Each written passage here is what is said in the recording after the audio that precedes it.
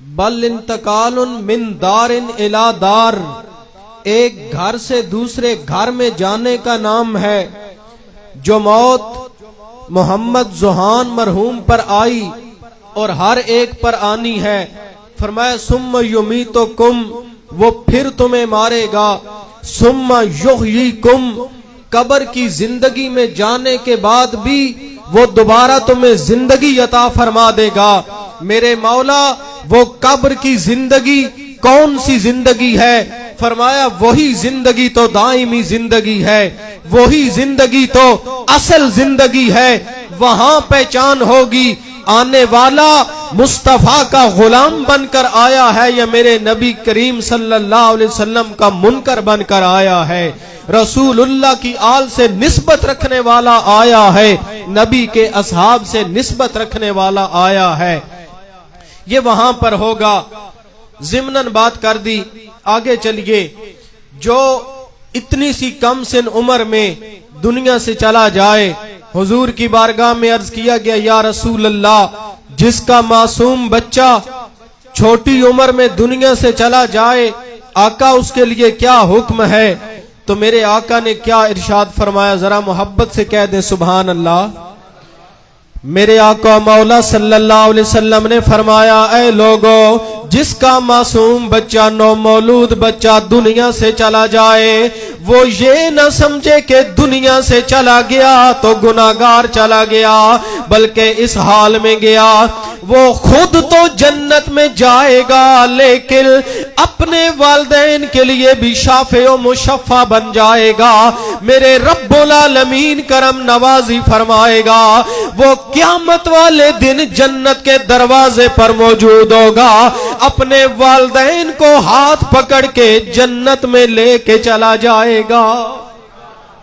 یا رسول اللہ، جنت کے 7 دروازے ہیں، اگر جنت کے کسی اور دروازے سے والدین جانا چاہیں پھر کیا ہوگا؟ میرے آقا نے ارشاد فرمایا لوگو، میرا رب العالمین اس کو 7 مثالی جسم عطا فرمائے گا، وہ جنت کے جس دروازے پر بھی جائیں گے وہ خالی نہیں پائیں گے، ہر دروازے پر وہ بچہ پہلے موجود ہوگا، وہ شفاعت کر کے جنت میں لے کے چلا جائے گا۔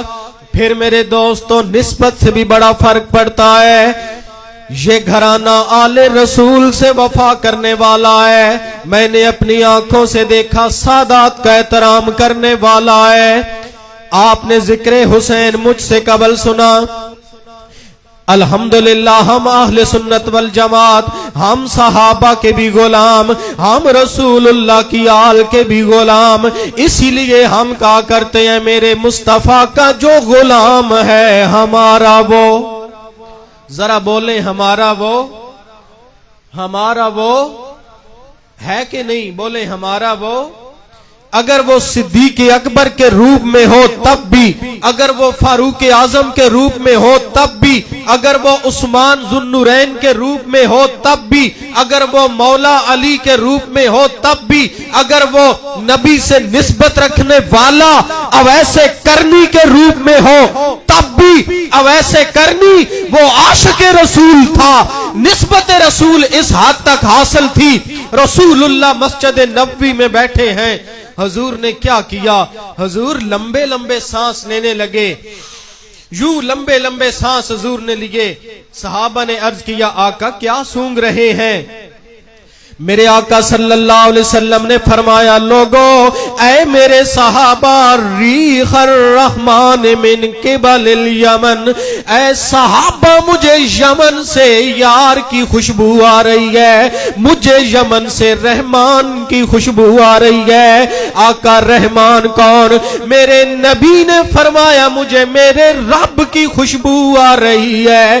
آقا کس لیے آ رہی ہے؟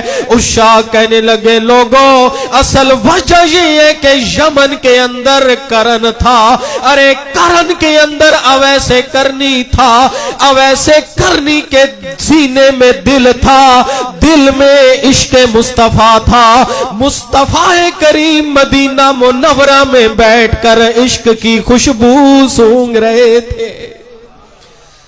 عشق مصطفیٰ جہاں بھی آتا ہے، نسبت مصطفیٰ جہاں بھی آ جائے، یہ عزتوں سے سرفراز کر دیتا ہے۔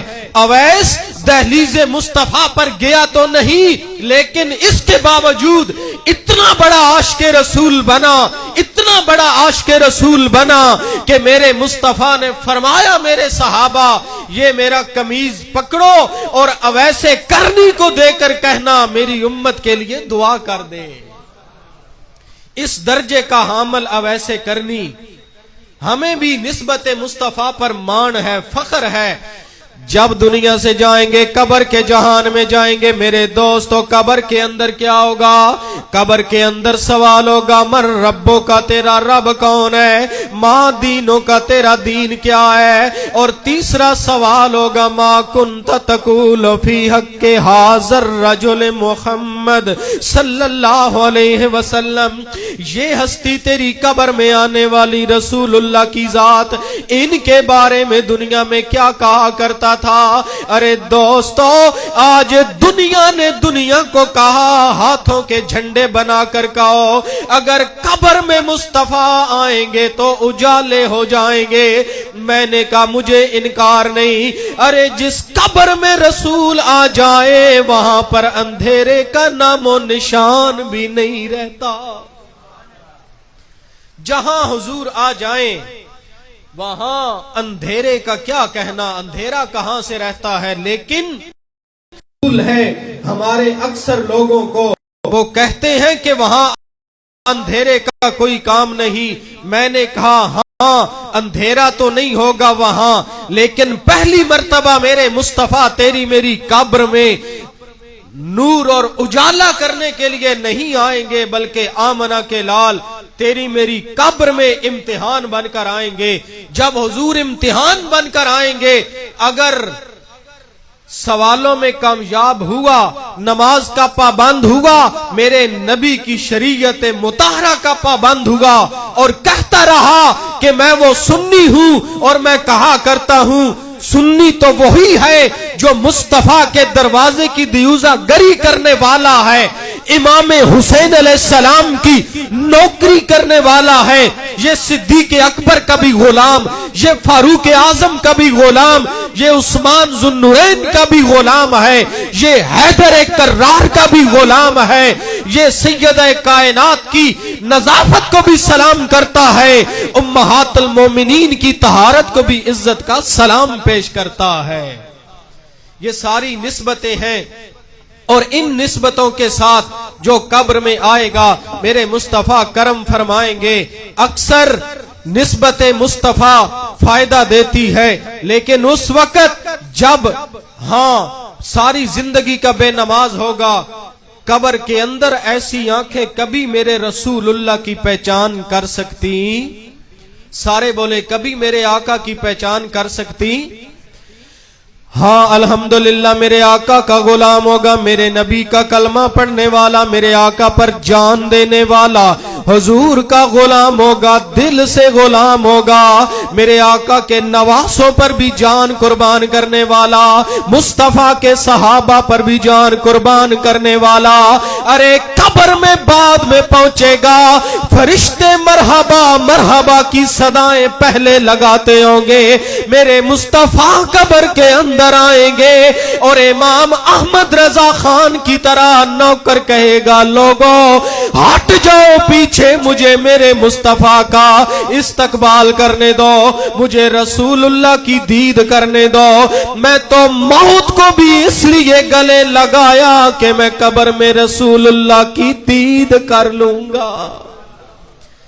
اس کیفیت میں قبر میں پہنچا، یہ نسبت مصطفیٰ ہے، قبر میں بھی کام آئے گی۔ حشر کا میدان ہوگا، حدیث پاک تو آپ نے سن رکھی ہوگی کہ جب قیامت کا میدان ہوگا اس دن نام اعمال تل رہا ہوگا، پل صراط سے گزارا جا رہا ہوگا، ایسے عالم میں تیرے میرے جیسے ایک گناہگار کا نام اعمال تولا جائے گا، اتنے میں گناہوں کا پلڑا بھاری ہو جائے گا، فرشتے پکڑیں گے چل تجھے جہنم لے کر چلیں، तुझ पर जहन्नम वाजिब हो गई, तेरे गुनाह ज्यादा हो गए, नेकियां कम हो गई, वहां मेरे जैसा गुनाहगार तो मारा मारा फिरता होगा।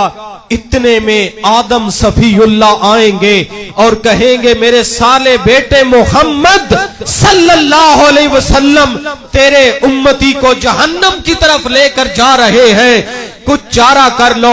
मेरे लजपाल आका आएंगे, फरिश्तों को कहेंगे फरिश्तों क्यों ले जा रहे हो? या रसूल अल्लाह हमने नाम अमाल तोला, इसके गुनाह ज्यादा हो गए, नेकियां कम हो गई, इसलिए जहन्नम में लेकर जा रहे हैं। मेरे आका फरमाएंगे जरा दोबारा मेरे सामने मीजान करो। जब दोबारा मीजान होगा गुनाहों का पलड़ा भारी हो जाएगा, नेकियों का पलड़ा हल्का पड़ जाएगा।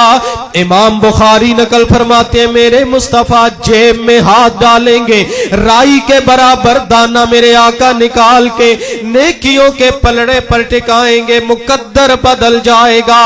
अब तो नेकियों का पलड़ा भारी हो जाएगा।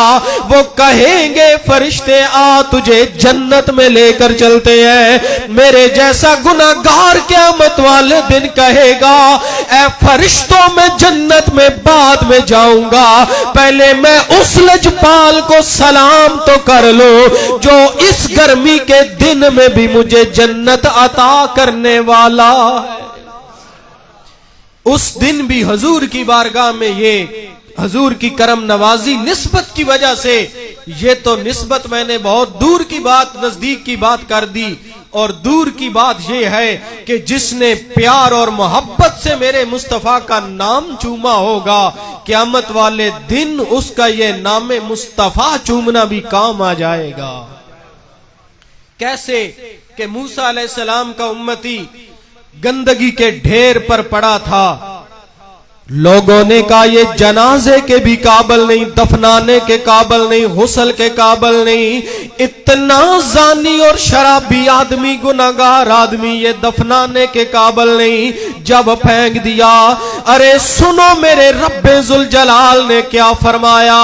मेरे रब ने फरमाया मेरे मूसा फुला बस्ती में चले जाओ, वहां पर मेरा प्यारा लेटा हुआ है, मेरा महबूब लेटा हुआ है। रब ने फरमाया मेरा बंदा लेटा हुआ है। जब मूसा बस्ती में पहुंचे उठाकर गुस्ल देने लगे, लोगों ने कहा मूसा ये तो बड़ा गुनाहगार है, इसने फुला गुनाह भी किया, फुला गुनाह भी किया, इससे तो घर वाले भी तंग थे, अब तो ये गुनाहगार है, गंदगी के ढेर के काबिल है। मूसा कहने लगे मौला तेरे राज समझ नहीं आए, तू कहता है मेरा बंदा है, दुनिया कहती है गुनाहगार है। मेरे रब ने फरमाया हाँ मेरे मूसा जाहिरी तौर तो गुनाहगार है, जाहिरी तौर पर गुनाहगार है, लेकिन एक दिन तौरात का मुताला कर रहा था, इसने तौरात के अंदर मेरे यार का नामे नामी पढ़ा,